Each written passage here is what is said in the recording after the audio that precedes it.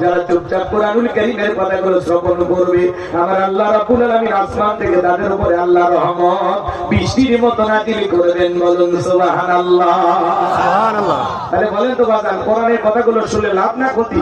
লাভ। ওয়াযাক্কির ফাইন্না যিকরা তানফাউল মুমিনিন, সূরা জারিয়াত 55 নম্বর আয়াত। আল্লাহ দেখে বলেন, যারা আমার মুমিন বান্দা তাদের সামনে যখন কোরআন দিয়ে ওয়াজ করা হয়, কোরআন থেকে উপদেশ দেওয়া হয়, এই কথাগুলো শোনার পরে আমার মুমিন বান্দাদের উপকারে আসবে। বলুন সুবহানাল্লাহ। তাহলে সূরার নাম সূরাল মুমিনুন। বলেন কি নাম?